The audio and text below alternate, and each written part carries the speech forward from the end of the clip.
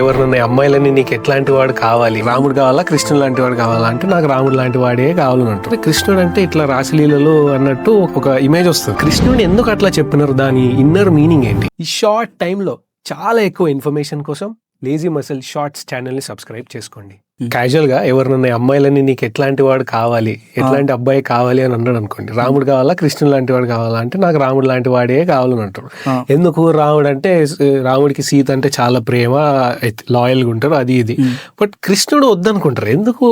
Actual life పార్ట్నర్గా వద్దనుకుంటారు కృష్ణుడు. But ఫ్రెండ్లీగా ఆ నేచర్గా కృష్ణుడు లాంటి వాడే కావాలని అంటారు తప్ప. బట్ కృష్ణుడు ఎందుకు వద్దంటారు అంటే మనకి మన స్టోరీస్ లో మనం విన్నదేంటి, చెలికత్తెలతో చాలా అంటే నాటీగా బిహేవ్ చేస్తుంటాడు. ఇలాంటివన్నీ వద్దు అంటే ఇలాంటి వద్దు అంటే నా మీనింగ్ ఇట్లాంటివన్నీ చూపించడం వల్ల ఏమవుతుంది అంటే కృష్ణుడు అంటే ఇట్లా రాసలీలలు అన్నట్టు ఒక ఇమేజ్ వస్తుంది. యాక్చువల్గా దేవుడు అని ఇద్దరిని చూపించినప్పుడు ఇద్దరు గొప్ప వాళ్ళే, ఒకళ్ళు తక్కువ ఒకళ్ళు ఎక్కువ అని ఉండవు. బట్ కృష్ణుడిని ఎందుకు అట్లా చెప్పినారు, దాని ఇన్నర్ మీనింగ్ ఏంటి? అంతమంది వైఫ్స్, అంతమందితో ఇట్లా ఫ్లర్ట్ చేసుకుంటూ సరదాగా మాట్లాడడము, ఇవన్నీ దాని మీనింగ్ ఏంటి, ఇన్నర్ మీనింగ్? ఓకే, యాక్చువల్లీ మనకి ఇవన్నీ కూడా ఏంటంటే చాలా తప్పుగా ఫీడ్ చేస్తారు. మన ఆల్రెడీ మన సీరియల్స్ కార్టూన్స్ అవనివ్వండి, ఇంకేదైనా అని కూడా కంప్లీట్లీ ఏంటంటే ఒక కైండ్ ఆఫ్ ఏదో తీసాము అన్నట్టే, కానీ లైక్ కమర్షియల్ పాయింట్ ఆఫ్ వ్యూలో మనకు అది కనిపిస్తుంది, కానీ స్పిరిచువల్ పాయింట్ ఆఫ్ వ్యూలో మనకు అది ఏది కూడా ఎలివేట్ చేయడానికి ఉండదు. వాళ్ళు చెయ్యరు. అంటే రీజన్ ఏంటంటే అంటే ఇప్పుడు నా పాయింట్ వచ్చేసి ఫిల్మ్ మేకర్స్ని మనం జడ్జ్ చేయొద్దు. వాళ్ళు ఏంటంటే వాళ్ళ ఫిల్మ్ స్ట్రక్చర్ ఇవన్నీ ఆ పాయింట్స్ ఉంటాయి, వాళ్ళు ఏవో వాళ్ళు రాసుకుంటారు, దాని పరంగా తీస్తారు, అది వాళ్ళ పర్సనల్ చాయిస్. కానీ నిజంగా మనం ఒకరి గురించి అంటే లైక్ రాముడి గురించి కానీ కృష్ణుడి గురించి కానీ మనం నిజంగా తెలుసుకోవాలనుకుంటే మనకి మనం చదువుకొని తెలుసుకోవాలి. లేదు మనం చదవలేకపోతున్నామంటే ఎవరైనా ప్రవచనకర్తవి వీడియోస్ చూడడం వినడం ఇట్లాంటివి చేయడం బెటర్. ఎందుకు అంటే చాలా వరకు లైఫ్ ఫార్మా కూడా చూడొచ్చు. చాలా వరకు మనకేంటంటే మిస్ఇంటర్ప్రిటేషన్స్. ఫస్ట్ నేను ఒక బేసిక్ పాయింట్ నుంచి స్టార్ట్ చేస్తా. రాసలీల అన్నారు, అది వినేసరికి ఫస్ట్ థింగ్ ఏంటంటే చాలా మందికి కనిపించేవంతా కూడా ఏదో సమ్ పాన్ వీడియోరా బాబు అన్నట్టుగా ఆలోచిస్తారు. లేదు అంటే సమ్ ఏదో ఆర్జీనో లేకపోతే సెక్షువల్ థింగ్ అనో ఆలోచిస్తారు. కానీ ఇప్పటికీ కూడా మీరు జస్ట్ గూగుల్లోకి వెళ్ళి రాసలీల ఇమేజెస్ అని కొట్టండి. ఫస్ట్ థింగ్ మీకు ఏం కనిపిస్తుంది అంటే కృష్ణుడు గోపికలతో డాన్స్ చేస్తూ కనిపిస్తాడు. మీరు ఫిల్టర్స్ మార్చుకొని చెక్ చేయండి, VPNతో చెక్ చేయండి, ఎట్లయినా చెక్ చేయండి, you won't even find one bad image on that. ఏంటంటే యాక్చువల్లీ ఇక్కడ పాయింట్ ఏంటంటే మనకేంటంటే రాసలీల అనేది అదొక చెడ్డ పదం అయిపోయింది. రాస అంటే వన్ ఎక్స్ప్లెనేషన్ ఇస్ సర్కిల్లో ఉండడం అన్నమాట. లీలా ఈజ్ కైండ్ ఆఫ్ అంటే తన ఏమంటారు ఒక చమత్కారం చేయడం, లేకపోతే ఒక విషయాన్ని ఎక్స్ప్లెయిన్ చేయడం, ఒక యాక్ట్, లేదంటే ఇంగ్లీష్ ట్రాన్స్లేషన్ వచ్చేసి పాస్ టైం అంటారు, తన కాలక్షేపం, అలా వేరే వేరే ఎక్స్ప్లెనేషన్స్ ఉన్నాయి. అయితే బట్ ప్రాపర్ పాయింట్ ఏంటంటే లీల అంటే ఏదైనా మనిషి నేర్చుకోగలిగేది అంటే భగవంతుడు చేసే పనిని లీల అంటారు. మనం చేస్తే పని అంటాం, అదే భగవంతుడు చేస్తే అదొక లీల అవుతుంది. సో ఇక్కడ ఏంటంటే it is not sexual first thing. And కృష్ణుడి ఆరా ఎలాంటిదంటే అతని పేరు కృష్ణ కదా, కృష్ణ అంటే అట్రాక్షన్ అనమాట, అట్రాక్టివ్ నేచర్. సో ఆయన ఎట్లాంటి వాడంటే ఒక శత్రువు దగ్గరికి వెళ్ళి కూడా వార్నింగ్ కూడా చిరునవ్వుతో ఇస్తాడు అనమాట. దుర్యోధనుడికి ఇచ్చిన వార్నింగ్ ఎట్లా ఉంటుందంటే పక్కన అంటే లిటరలీ మనం ఒకవేళ అక్కడ ఉంటే అరే వినరా బాబు, లేదంటే ఎందుకురా చెప్తున్నాడు కదా వినరా అన్నట్టు అనిపిస్తుంది మనకి. మంచిగా చెప్తున్నాడు కదా వినొచ్చు కదా, అట్లా ఉంటుంది అనమాట. సో అలా ప్రతి ఒక్కరితో ప్లెజెంట్ నేచర్ చూపిస్తాడు. సో ఇది చిన్నప్పటి నుంచి చూసిన వాళ్ళు అరే కృష్ణుడు నాతో ఉంటే బాగుండు కదా, నా పక్కనే ఉంటే బాగుంటుంది కదా అని ఈ ఫీలింగ్ వస్తుంది అనమాట. ఎప్పుడైతే కృష్ణుడు బృందావనం వదిలి కంసుడిని అంతం చేయడానికి వెళ్తున్నాడో చాలా మంది అందరూ బాధపడిపోతారు అనమాట, వెళ్ళకు కృష్ణ అంటాడు. కానీ కృష్ణుడు ఏంటంటే లేదు, నేను వెళ్ళాల్సిందే, నా బాధ్యత ఇది, కంసుడిని అంతం చేయడం తన బాధ్యత, సో వెళ్ళాలి, ఎంత ప్రేమ ఉన్నాను కూడా విడిచిపెట్టి వెళ్ళాలి. ఊరు మొత్తం కృష్ణుడి కోసం వచ్చేస్తుందంటే అందులో సెక్షువల్ థింగ్ ఏముంది అసలు నాకు అర్థం కాదు. సెక్షువల్ కాదు అది, ఏంటంటే ఇప్పుడు మీకు నచ్చిన ఒక వ్యక్తి ఉన్నారు, మీరు మాట్లాడుతున్నారు, మీ ఎవరైనా కావచ్చు, మీ మదర్ లేకపోతే మీ సిస్టర్ కావచ్చు, లేకపోతే మీ లైఫ్ పార్ట్నర్ ఎవరైనా కావచ్చు, మీకు ఒక సపోర్ట్ ఇస్తున్నప్పుడు, మీకు మీతో ఉన్నప్పుడు ఒక మంచి పాజిటివ్ వైబ్ ఇస్తున్నప్పుడు వాళ్ళతో మీరు ఎంతసేపు స్పెండ్ చేయాలనుకుంటారు? రోజంతా వీళ్ళతో ఉంటే బాగుండు కదా అని అనుకుంటారు కదా. అలాంటిది భగవంతుడే వచ్చి ఉంటాను అంటే మన ఎదురుగా తిరుగుతుంటే నాకు ఉండాలని ఉంది అని అంటారు అనమాట. అండ్ మోస్ట్ థింగ్, అందరూ సంతోషంలో ఏం చేస్తారు, చాలా మంది అయితే ఏదన్నా ఒకటి చాలా యూరేకా మూమెంట్ వస్తే గంతులు వేస్తారు, ఎగిరి అరే ఎస్ నాకు వచ్చింది అని చెప్పి ఊగిపోతారు. ఒకటి ఉంటుంది భక్తిలో ఏమవుతుందంటే పరవశం అంటే లైక్ బాగా అంటే లైక్ చాలా లీనమైపోయినప్పుడు నాట్యం చేస్తారనమాట. సో అక్కడ ఏంటంటే ఆ ఈవినింగ్ అందరూ గోపికలు అందరూ చేరి కృష్ణుడి దగ్గర ఉన్నప్పుడు నాట్యం చేస్తుంటే కృష్ణుడు అక్కడ ఒక్కడు కాదు, అక్కడ ఎంతమంది గోపికలు ఉంటే అన్ని రూపాలుగా తాను ఎక్స్పాండ్ చేసుకుని వాళ్ళతో డాన్స్ చేస్తూ ఉంటాడు అనమాట. అది డాన్స్ చేస్తున్నప్పుడు అది ఎలా ఉంటుందంటే వాళ్ళకి గోపికలు అనుకుంటారు అనమాట, అమ్మ కృష్ణుడు నాతో ఉన్నాడు. ప్రతి గోపిక అదే అనుకుంటుంది, కృష్ణుడు నాతో ఉన్నాడు అనుకుంటు, కానీ నిజానికి తను అందరితో ఉన్నాడు అనమాట. ఈ పాయింట్ అక్కడ ఎవరు గుర్తించలేకుండా అలా మాయ చేస్తాడు అనమాట. 16,000 మంది అది మళ్ళీ వేరే, అది వేరే. గోపికలు అంటే వీళ్ళు అంటే ఆ ఊర్లో గోవుల్ని కాసేవాళ్ళు ఉంటారు. గోవులు కాసే వాళ్ళని గోప బాలకులు అంటారు, మేల్ అయితే. ఫీమేల్ అయితే గోపికలు అంటారు. అది సో మనం ఎంత తప్పుగా అర్థం చేసుకున్నాం, గోపికలు అంటే ఒక గర్ల్ ఫ్రెండ్, అది కాదు, it's not equal. Gopika is not equal to girl friend, they are just అంటే గోపికాస్. మరి ఎందుకు స్టోరీస్ లో గోపికల గురించే ఉంది, ఆ అబ్బాయిల గురించి ఎందుకు లేదు? ఉంది, గోప బాలకుల గురించి కూడా ఉంది. ఒక స్టోరీ ఎట్లా అంటే బ్రహ్మ ఉంటాడు, ఒక క్షణంలో అంటే కృష్ణుడు పెరిగే వయసులో ఉన్నప్పుడు, చిన్న పిల్లోడుగా ఉన్నప్పుడు బ్రహ్మకి ఒక డౌట్ వస్తుంది అనమాట, అసలు నిజంగా భగవంతుడేనా, కృష్ణుడు నిజంగానే భగవంతుడా ఏంటి?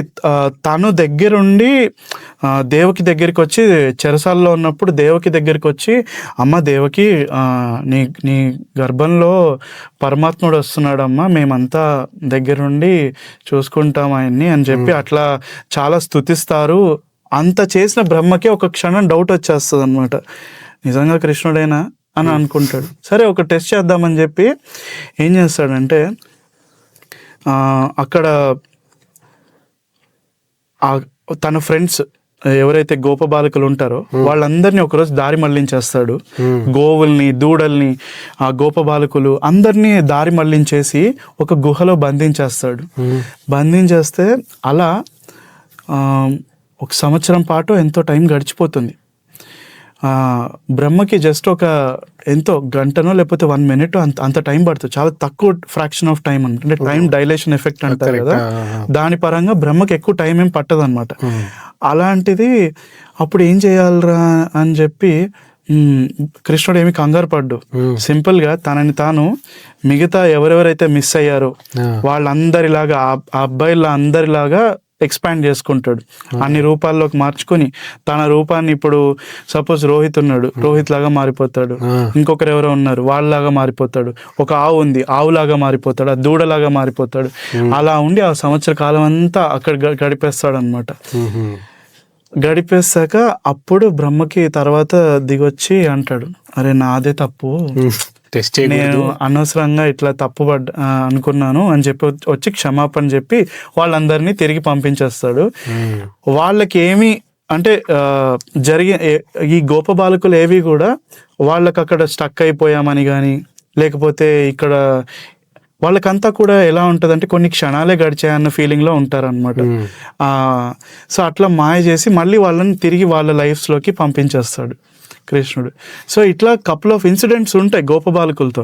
అంటే కొన్ని అసుర సంహారాలు, సంహారం అని ధేనుకాసుర అని ఒకడు ఉంటాడు, వాడిని సంహరించినప్పుడు బలరామకృష్ణులు ఏం చేశారు, ఇలా కొన్ని ఇన్సిడెంట్స్ ఉంటాయి. బాలకులు కూడా అందులో ఉంటారు. యాక్చువల్లీ మొత్తం అన్ని ఏజెస్ వాళ్ళతో మనకి కనిపిస్తుంది అనమాట ఆ అసోసియేషన్ అనేది. So coming back to the point, కృష్ణని మనం ఇంత తప్పుగా అర్థం చేసుకున్నాం. రాముడు ఎందుకు కోరుకుంటారు అంటే, ఫస్ట్ థింగ్ ఏకపత్ని వ్రతుడు అనే ఆ మెయిన్ పాయింట్కి. అండ్ ఎంత కాలమైనా సరే సీత కోసం ఆఖరికి ఒక పెద్ద యుద్ధమే చేశాడు. ఇక్కడ కృష్ణుడి విషయానికి వచ్చేసరికి ఏమైందంటే, రాముడిగా పుట్టినప్పుడు ఒక మనిషిగా వచ్చాడు అనమాట. కృష్ణుడిగా పుట్టినప్పుడు భగవంతుడిగా వచ్చాడు. ఏమంటారు అంటే కృష్ణుడిగా అవతరించాడు అంటారు. అంటే తను ఏంటంటే ఇక్కడికి వచ్చాక, భూమి మీదకి వచ్చాక, దేవకి గర్భం నుంచి బయటకు వచ్చాక చాలా మందితో అసోసియేట్ అవ్వాలని ప్రీవియస్ ఒక్కొక్కరికి ఒక్కొక్కలాగా మాట ఇచ్చున్నాడు అనమాట. సో ఆ రకంగా అసోసియేషన్స్ మనకు కనిపిస్తాయి అన్నమాట. ఈవెన్ ఈ అసోసియేషన్ అంటే రిలేషన్షిప్, అంటే రిలేషన్షిప్ అంటే ఈ 16,800 ఎవరైతే ఉన్నారో 16,100 మంది వీళ్ళు భార్యలు, గర్ల్ ఫ్రెండ్స్ కాదనమాట. నరకాసురుడు అనే ఒక వ్యక్తి ఉంటాడు. ఇతను ఒక అంటే అసుర ప్రవృత్తి చెందిన వ్యక్తి అనమాట. ఇతను ఏం చేసేవాడంటే ఆడపిల్లల్ని, చిన్నపిల్లల్ని ఎత్తుకెళ్ళిపోయి అక్కడ బంధించేవాడు అనమాట. అతను ఎవరు అంటే యాక్చువల్లీ నరకాసురుడు కృష్ణుడికి సత్యభామకి కొడుకే అనమాట ప్రీవియస్ జన్మలో.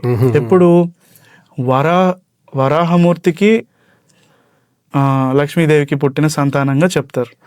సో ఈ నరకాసురుడికి ఏంటంటే తన సొంత తల్లే వచ్చి తన్ని అంతం చేస్తే కానీ చావడు.